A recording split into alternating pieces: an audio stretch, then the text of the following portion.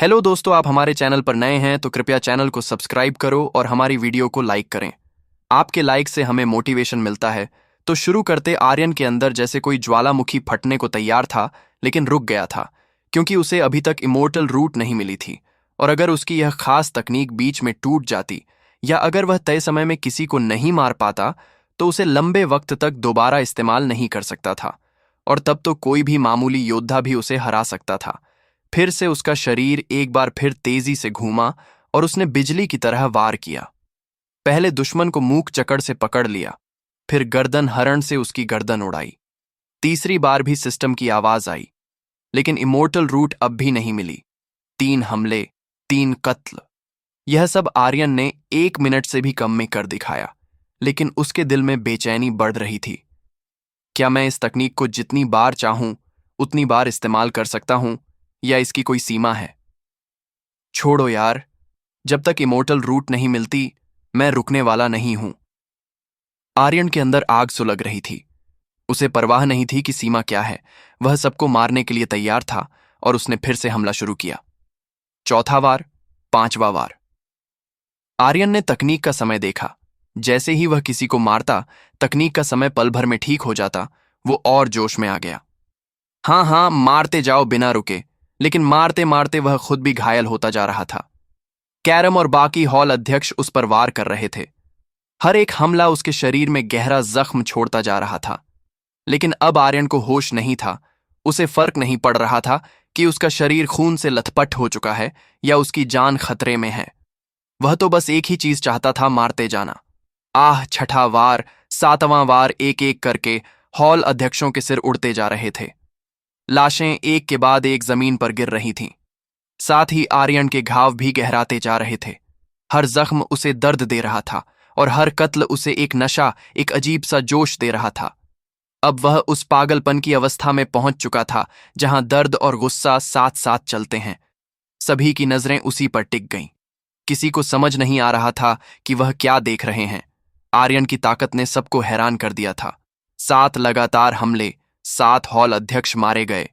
यह आर्यन तो सच में बहुत खतरनाक है। वो आखिर चाहता क्या है? क्या सच में वह सभी अध्यक्षों को मार देना चाहता है?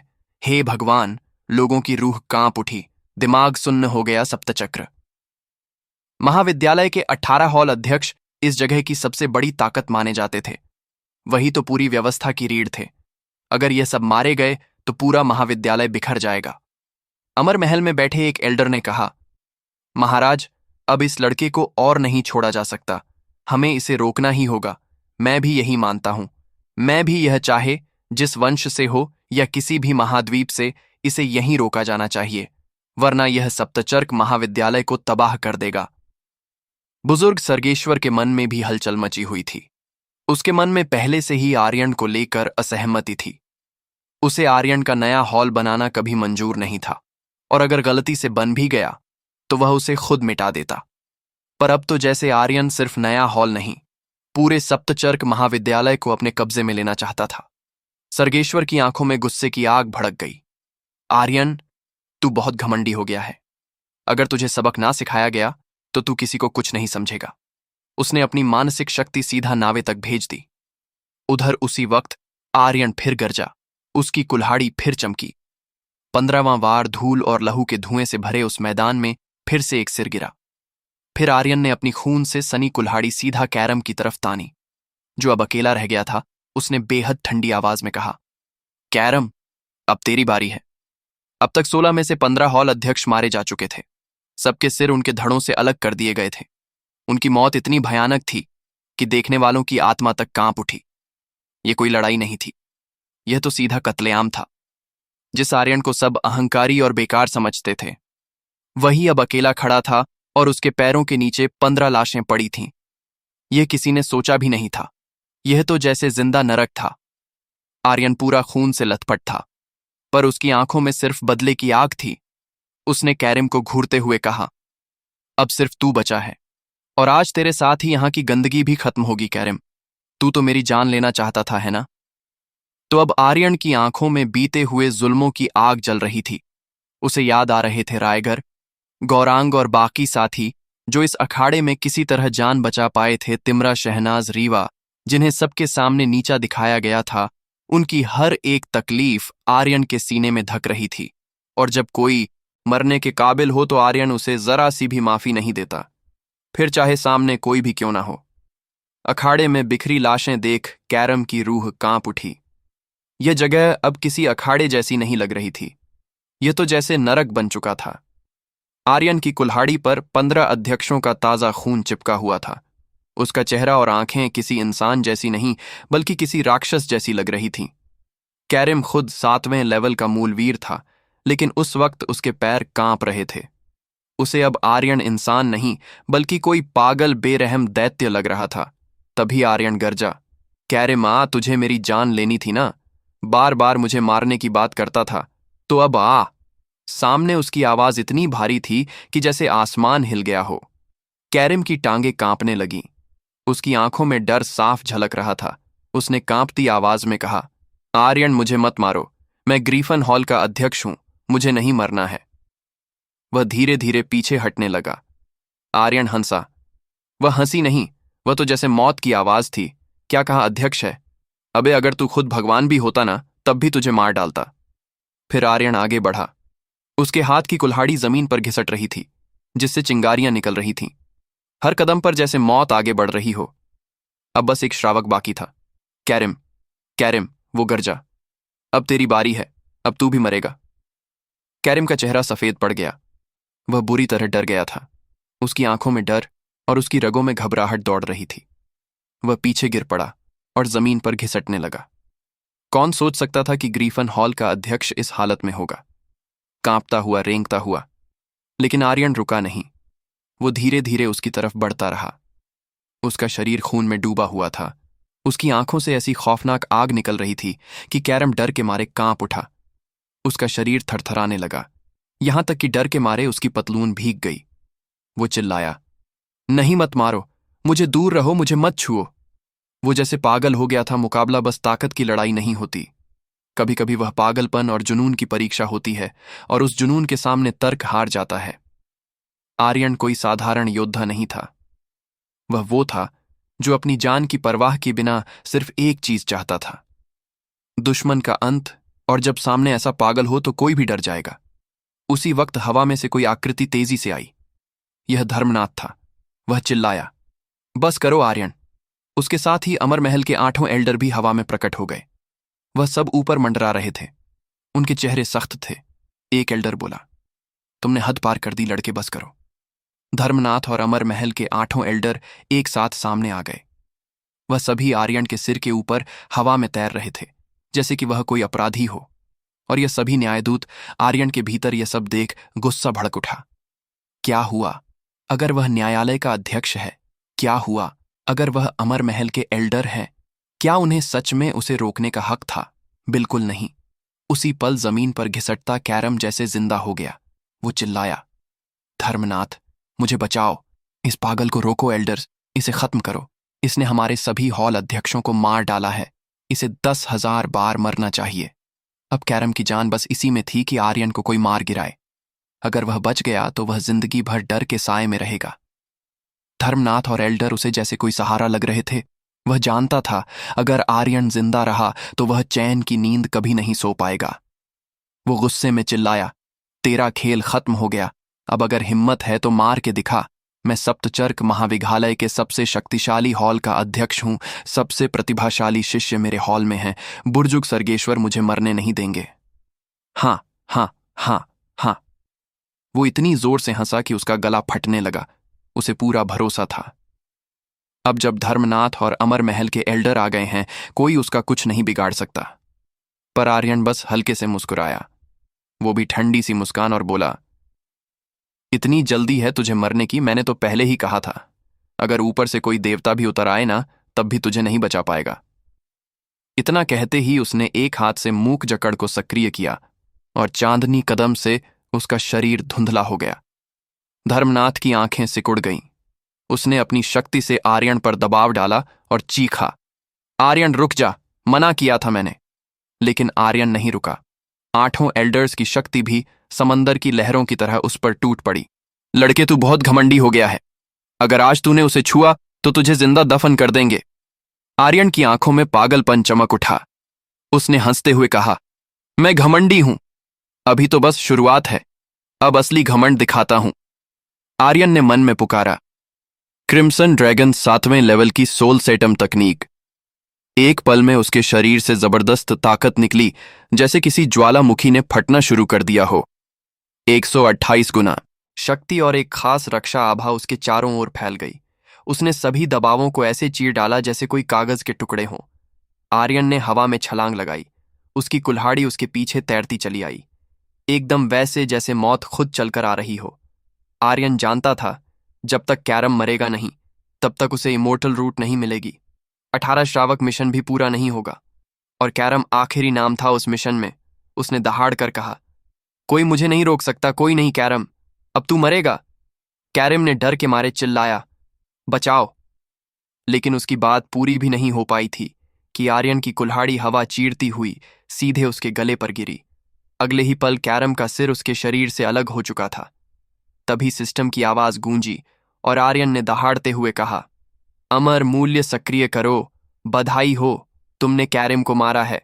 तुम्हें एक एक्सपी पॉइंट, एक अमर ऊर्जा पॉइंट और 10 अमर मूल्य मिले हैं। बधाई हो, तुम्हें नीली ग्रीफन तलवार प्राप्त हुई है। बधाई हो, तुम्हें ग्रीफन कवच मिला है। बधाई हो, तुम्हें 12 स्वर्ण तारे मिले हैं। बधाई हो, तुम्हें 5वीं श्रेणी की इमोर्टल रूट सोम प्रभा रूट मिली है। क्या तुम इसे फ्यूज करना चाहते हो? सिस्टम की आवाज एक के बाद एक बजती गई, पर आर्यन के चेहरे पर तनाव साफ था। यह अंतिम श्रावक था, 18 में सबसे शक्तिशाली। अगर इससे भी इमोर्टल रूट ना मिलती तो उसकी शक्तियां वास्तव में अधूरी रह जातीं।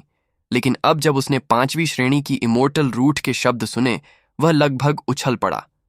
अबे बाप रे, आखिरकार आ ही गई। हे देवता, अब जाकर थोड़ी राहत मिली। हालांकि जैसे ही उसकी नजर सोमप्रभा इमोर्टल रूट पर पड़ी, उसका चेहरा थोड़ा उतर गया। क्या यार, ये क्या जड़ी बूटी रूट मिल गई? कोई लड़ाकू रूट क्यों नहीं मिली? मेरी किस्मत ही फूटी है। अब वह सोच में पड़ गया, क्या इस सोमप्रभा रूट से जुड़ना चाहिए या नहीं? और तभी सिस्टम की आवाज फिर से गूंजी, बधाई हो आर्यन, तुम्हारे खूनी दिल मार्ग का लेवल बढ़ गया है और तुम्हें खूनी प्यास नाम का एक खास असर मिला है। क्या खूनी दिल का लेवल भी बढ़ सकता है? आर्यन चौंक गया।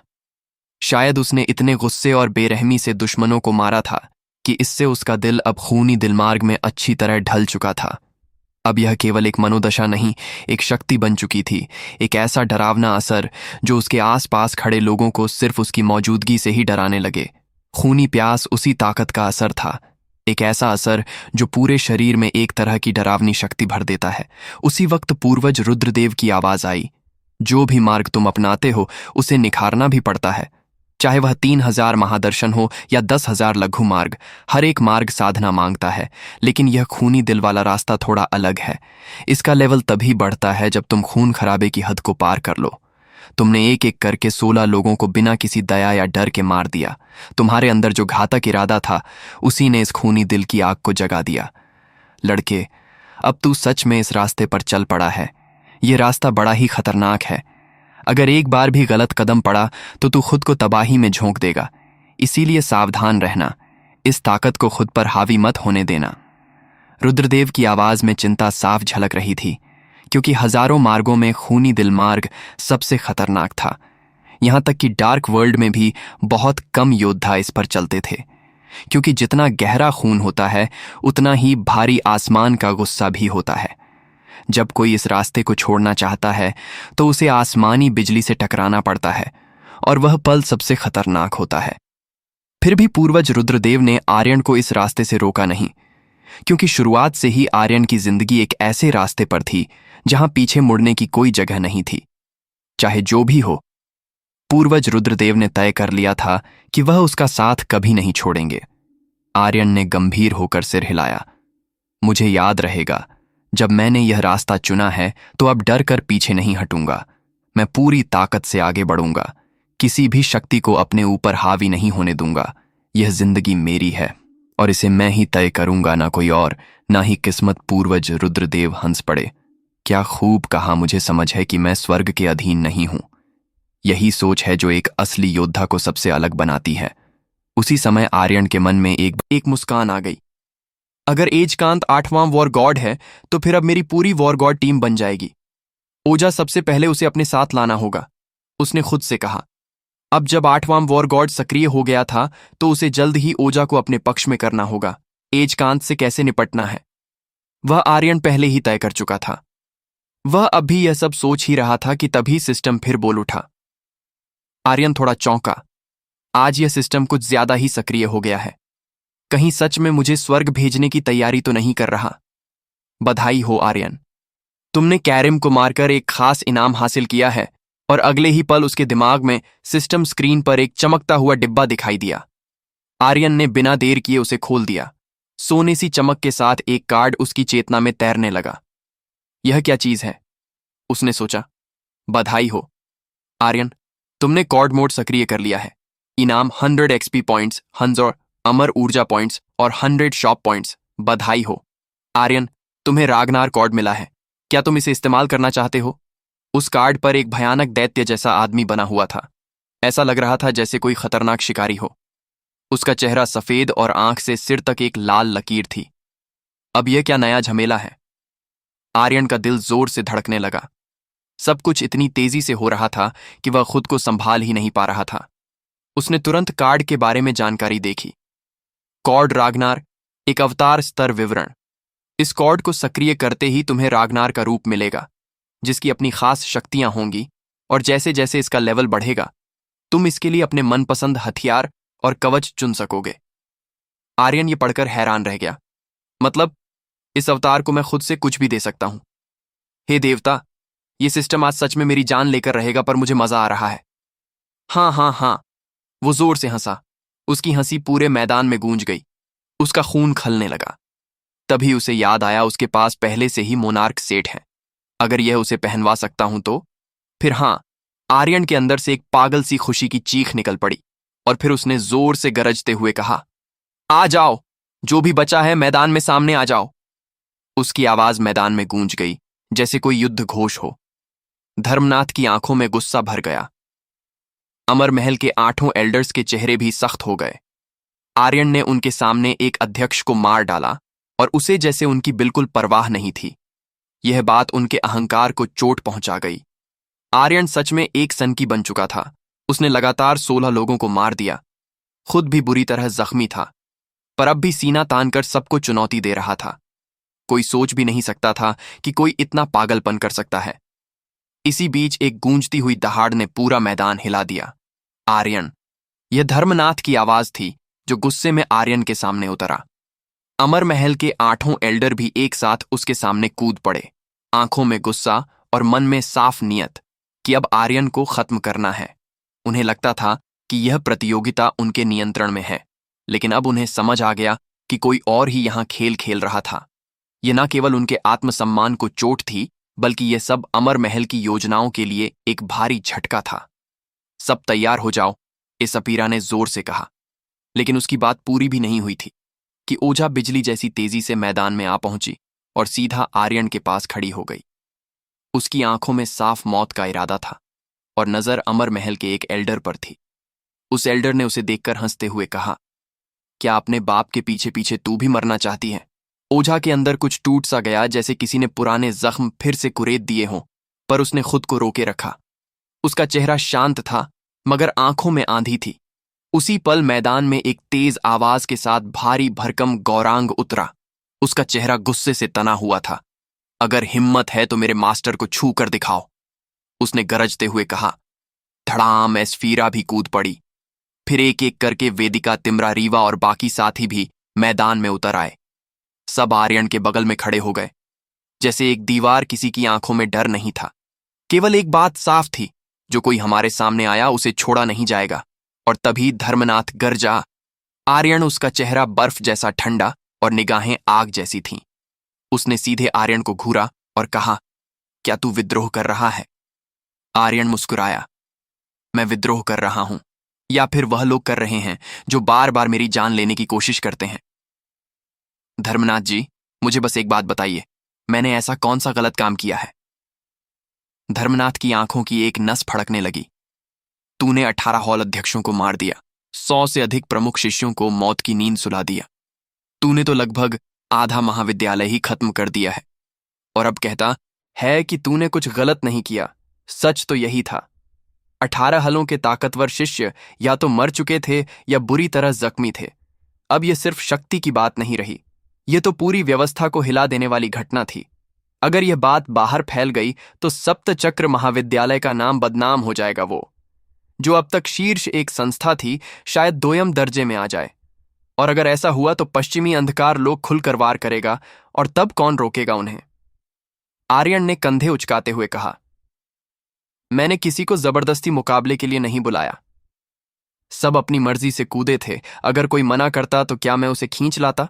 सबने चुनौती स्वीकार की थी। अब हार गए तो उसकी सजा मुझे क्यों मिले? और आप तो अच्छी तरह जानते हैं कि यह सब किसके कहने पर हुआ। धर्मनाथ ने आंखें तरेरी तू शब्दों को घुमा रहा है। आर्यन ने हल्की हंसी के साथ जवाब दिया, जो भी हो, मैंने टीम रैंकिंग प्रतियोगिता जीती। पिल रिफाइनिंग में जीत मेरी है, और व्यक्तिगत रैंकिंग में भी मेरे 5000 अंक पूरे हो चुके हैं। अब मैं अपना हॉल बनाना चाहता हूं। और हां, एक बात और, 18 हॉल अध्यक्षों को हराने वाला मैं अकेला हूं। यानी नियमों के हिसाब से मैं ही इस महाविद्यालय का प्रधानाचार्य हूं। आर्यन ने धर्मनाथ की आंखों में देखते हुए कहा, बताइए, क्या मैं गलत हूं? धर्मनाथ अब कुटिल मुस्कान के साथ बोला, आर्यन, तू खुद को बहुत बड़ा समझने लगा है। अभी मैंने तुझे कोई सजा नहीं सुनाई और तू खुद को प्रधानाचार्य बना बैठा। क्या तेरे लिए न्याय का कोई मतलब नहीं बचा? और अमर महल, क्या वह तेरी नजर में अब कोई चीज नहीं? आर्यन ने जोर से हंसते हुए कहा, तुम सच सुनना चाहते हो? धर्मनाथ ने उसे घूरा। आर्यन ने ठंडे स्वर में कहा, सच तो यह है कि अमर महल मेरी नजर में कुछ नहीं है। बदतमीज, ये हद है। तू मौत को बुला रहा है। पागल हो गया है तू। धर्मनाथ और अमर महल के 8 एल्डर गुस्से से भड़क उठे। आर्यन की बातें सीधे उनके घमंड पर चोट थीं। किसी ने आज तक अमर महल की ऐसी बेइज्जती नहीं की थी। आर्यन ने फिर चुनौती दी, मौत को बुला रहा हूं तो बुला लो। अगर हिम्मत है तो आज मुझे मार के दिखाओ। क्या तुम्हें लगता है मैं डरता हूं? उसके अंदर एक जंगली जोश उमड़ रहा था। अब वक्त आ गया है रागनार की ताकत देखने का। वह जानना चाहता था कि यह कॉड वाला अवतार कितना खतरनाक है। तभी अमर महल के एक एल्डर की आंखें काली हो गईं और उसने गुर्राते हुए कहा, आज तुझे सबका नहीं सिखाया तो तू सिर पर चढ़ जाएगा। उसके शरीर से एक भयानक दबाव निकला जो पूरे मैदान पर छा गया, जैसे हवा ही रुक गई हो। आर्यन की भौहें तन गईं, पर उससे पहले ओझा एक कदम आगे बढ़ी। उसके हाथ में प्रतिशोध स्वॉर्ड चमकने लगी। उसने उस एल्डर की ओर उंगली करते हुए कहा, मैं तुझसे लड़ूंगी। मैं बदला लूंगी अपने पिता का, अपनी मां का। चला जा। तभी आसमान से एक परछाई सी नीचे गिरी। वो आकृति ओझा और अमर महल के उस एल्डर के बीच आकर खड़ी हो गई। उसकी मौजूदगी इतनी भारी थी कि ओझा जमीन से उछलकर दूर जा गिरी। आर्यन ने फुर्ती से कदम बढ़ाया और हवा में ही ओझा को थाम लिया। उसकी आंखें चौड़ी हो गईं। नावेद, वो शख्स और कोई नहीं बल्कि स्वर्गसार कुल का वारिस नावेद था। चेहरे पर वही पुरानी ठंडी मुस्कान और चाल में वही घमंड भरा तेज था। उसने आर्यन को देखा और तिरस्कार से कहा, मेरा नाम तेरे जैसे कीड़े की जुबान पर नहीं आना चाहिए था। दर्शकों के बीच खलबली मच गई। क्या सच में नावेद है? पहला डीमन स्लेयर। वह तो अमर महल में ट्रेनिंग कर रहा था ना? उसके शरीर से जो आभा निकल रही है वह बहुत ज्यादा है। यह तो कोई और ही स्तर है। स्वर्गसार कुल का वारिस और बुर्जुग सर्गेश्वर का खास शिष्य। अब यह आर्यन से भिड़ेगा। याद है ना? आधे साल पहले नावेद ने आर्यन को सिर्फ एक वार में गिरा दिया था। अब तो उसकी शक्तियां और भी बढ़ चुकी होंगी। चारों तरफ फुसफुसाहट शुरू हो गई। हर कोई हैरान था। नावेद अब पहले से कई गुना ज्यादा ताकतवर लग रहा था। उसकी चाल, उसकी आंखें, सब कुछ उस अजीब अहंकार से भरे थे जो किसी को भी छोटा समझ लेता है। आर्यन ने भले ही पिछले कुछ समय में 100 के 16 अध्यक्षों को मार दिया था, पर नावेद को उस पर रत्ती भर भी भरोसा नहीं था। उसकी नजर में आर्यन अब भी वहीं था, एक ऐसा कीड़ा जिसे वह जब चाहे कुचल सकता है। लेकिन आर्यन मुस्कुराया। अच्छा, तो तुझे लगता है मुझे तेरा नाम नहीं लेना चाहिए? चल ठीक है, अब से तेरा नाम स्वर है। कैसा लगा? नावेद की आंखें सिकुड़ गईं। उनमें घृणा और गुस्से की आंख जल उठी। उसने अमर महल के एल्डरों की तरफ देखा और कहा, मुझे ही इसे सौंप दो। आधे साल पहले इसको मैं एक मरे हुए कुत्ते की तरह छोड़ चुका हूं, अब भी वही करूंगा। अब उसकी आभा फूट पड़ी थी। मैदान में तनाव और गहरा हो गया। आर्यन ने गौरांग और बाकी साथियों की ओर देखा और कहा, तुम लोग पीछे हट जाओ। एस्फीरा ने धीरे से कहा, आर्यन, यह बहुत खतरनाक है। आर्यन फिर मुस्कुराया। आधा साल पहले मैं हारा था, पर अब मैं इसे तोड़ दूंगा, क्योंकि अब उसकी नजर थी स्वर्ग। विच्छेदक तलवार पर उसने आकाश की तरफ देखा और मन में सोचा, सर्गेश्वर, यह सब तेरी ही बिछाई हुई चाल है ना। मैदान खाली होने लगा। अमर महल के 8 एल्डर किनारे खड़े हो गए। उनकी नजरों में हल्की सी मुस्कान थी, जैसे कह रहे हों, अब देख तेरा क्या हाल होता है। यह सब पहले से तय था, नावेद का आना, उसका समय, सब कुछ। स्वर्गसार कुल का सबसे बड़ा सितारा, वह योद्धा जिसने ठंडर पर्वत पर राक्षसों को मारकर अपनी पहचान बनाई थी, अब फिर मैदान में आ गया था। और अगर वह आर्यन को हरा देता तो उसकी शोहरत आसमान छू लेती। लेकिन इस खेल की एक ही शर्त थी, उसे हर हाल में जीतना ही होगा। अब मैदान में बस 2 लोग थे, आर्यन और नावेद। आर्यन ने आंखें बंद की, अपने अंदर की ताकत को महसूस किया। उसके पास अब 5वीं श्रेणी की इमोर्टल रूट थी, लेकिन क्या वह अभी इसे आत्मसात कर ले?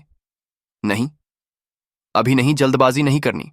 पहले जब इमोर्टल रूट नहीं मिली थी, आर्यन बेचैन था, लेकिन अब वो शांत था, जैसे किसी बवंडर के बीच बैठा कोई योगी। नावेद की आंखें नफरत से जल रही थीं। उसने ठंडी आवाज में कहा, आर्यन, तू मेरे सामने कुछ भी नहीं है। मैं तुझे एक मौका दे रहा हूं। घुटनों के बल गिर जा, सिर पटक दे जमीन पर और मौत की तकलीफ से बच जा। उसके भीतर आत्मविश्वास फूट रहा था।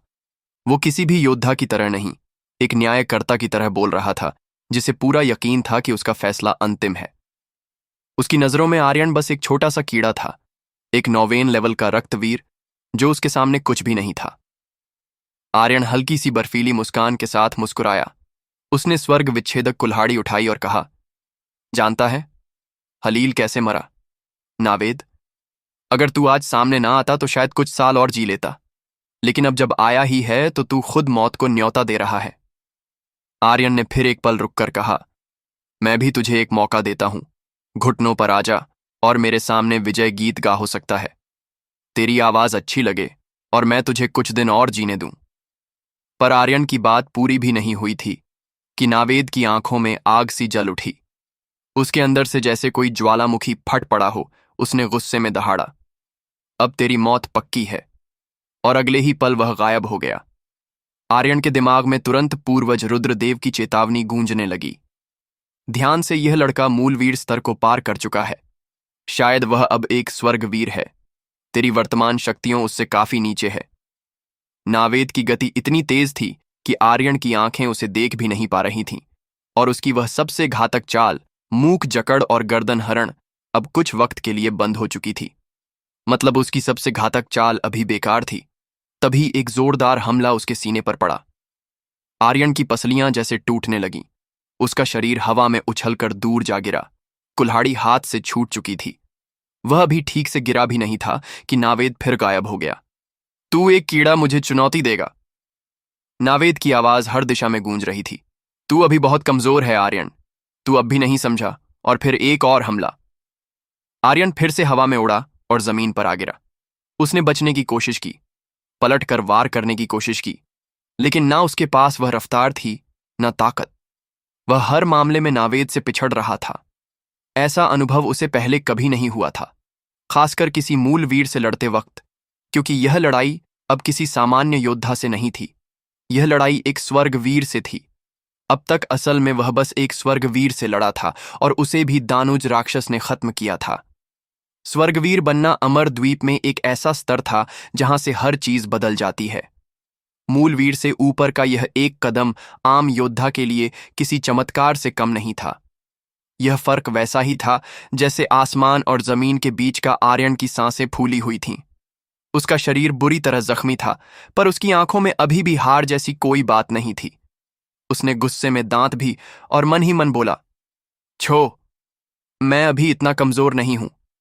फिर उसके अंदर की शक्ति दोबारा उबलने लगी। 7वें लेवल की सोल सटम तकनीक शुरू हो जा, और देखते ही देखते उसके अंदर की शक्ति 128 गुना बढ़ गई।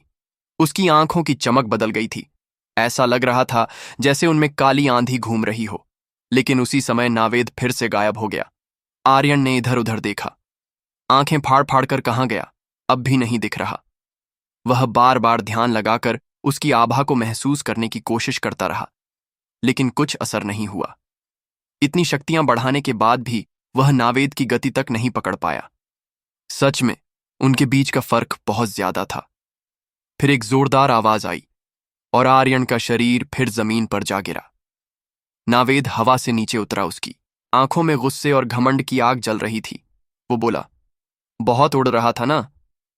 तू क्या साबित करना चाहता था कि दक्षिणी क्षेत्र वाले बेकार नहीं होते, कि तेरा सिंह वंश कोई बड़ा नाम है और ऊपर से हमारे स्वर्गसार कुल को रौंदने की धमकी दी है ना? अब देख क्या हाल हो गया। तेरा एक मरा हुआ कुत्ता बन गया है तू। उसकी आवाज मैदान में गूंज रही थी, सबको सुनाई दे रही थी।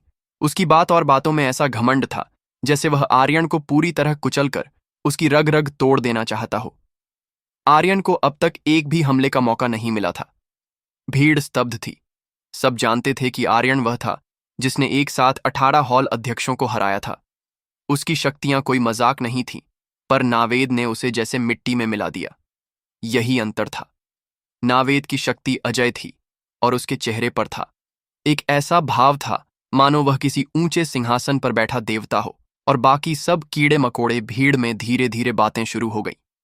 पहला, डीमन स्लेयर ऐसे ही नहीं कहलाता। नावेद वाकई सबसे ताकतवर है। हाँ हाँ, अब आया नटवर लाल। नीचे आर्यन की अकड़ तो हवा हो गई। लेकिन यह लड़ाई क्या ठीक है? एक स्वर्गवीर और एक रक्तवीर की लड़ाई जरा भी बराबरी नहीं है। ये कहाँ का न्याय है? न्याय? एक लड़की हंसते हुए बोली, इस दुनिया में कभी कोई न्याय हुआ है क्या? आर्यन पहले खुद मुसीबत में कूदा है। अब भुगते लोग ताने मार रहे थे, हंसी उड़ा रहे थे। जो पहले आर्यन की तारीफ करते थे अब उसे मरा हुआ कुत्ता कह रहे थे। ऊपर आसमान में धर्मनाथ हवा में तैर रहा था। सीने पर हाथ बांधकर उसके चेहरे पर हल्की सी ठंडी मुस्कान थी। अमर महल के 8 एल्डर भी ऐसे ही थे। किसी ने भी यह सब रोकने की कोशिश नहीं की। सब बस देख रहे थे जैसे यही होना चाहिए था। ऐसे घमंडी को सबक सिखाना जरूरी था। एक झटका तो जरूरी था, ताकि इसे भी समझ आए कि असली दुनिया क्या होती है। बहुतों की आंखों में यह दृश्य देखने की चाहत बहुत समय से पल रही थी। आर्यन की लगातार जीत और उसकी दृष्टिहीन आत्मशक्ति ने सबको पछाड़ दिया था। अब उन्हें वही दृश्य मिला जिसकी उन्हें प्रतीक्षा थी, और उनकी हंसी तालियां मैदान में गूंज रही थीं। मैदान के किनारे गौरांग, जिसका चेहरा पहले ही छोटों से सन्ना था, चुपचाप आगे बढ़ा। नावेद ने आर्यन की तरफ देखा और मुस्कुराया। ठंडर पर्वत में ही मार सकता था तुझे, लेकिन तब तू मेरे लायक ही नहीं था। आज भी कुछ खास नहीं है। लेकिन उसने ऊंची आवाज में कहा, आज सप्तचक्र महाविद्यालय के उन निर्दोष लोगों की याद में जो मारे गए थे, मैं तुझे खुद अपने हाथों से मारूंगा। आर्यन ने उसकी बातों पर ध्यान नहीं दिया। वह तो बस धीरे से बुदबुदाया, लगता है अब सच में मुझे अपना स्तर बढ़ाना ही पड़ेगा। अगर ऐसा है तो असल में आर्यन कभी भी ऐसी इमोर्टल रूट को अपनाना नहीं चाहता था जो उसकी साधना के रास्ते से मेल ना खाती हो।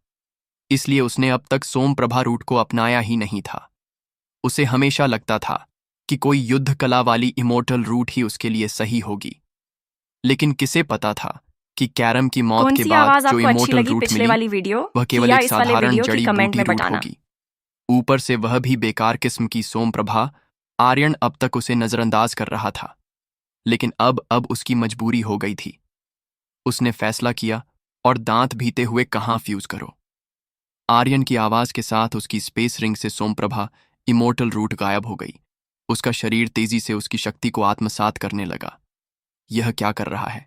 लगता है किसी इमोर्टल रूट से जुड़ रहा है इस वक्त, लेकिन इसका कोई फायदा नहीं है। ज्यादा से ज्यादा वह 9वें लेवल के रक्तवीर से पहले स्तर का स्वर्णवीर बन जाएगा। फिर भी क्या कर लेगा नावेद के सामने? मुझे लगता है यह बस नाटक कर रहा है। इसे डर लग रहा है और इसलिए यह ढोंग रच रहा है। नावेद जी, ज्यादा वक्त मत बर्बाद करो, खत्म कर दो, इसे मार दो। इसे हमारे मृत अध्यक्षों और शिष्यों का बदला लो। भीड़ की आवाजें तेज और गूंजदार होती चली गई। नावेद के होठों पर क्रूर मुस्कान फैल गई। उसने आर्यन की ओर देखकर कहा, सुना तूने सब तेरे खिलाफ हैं। हाँ हाँ, अब तू जा नरक में।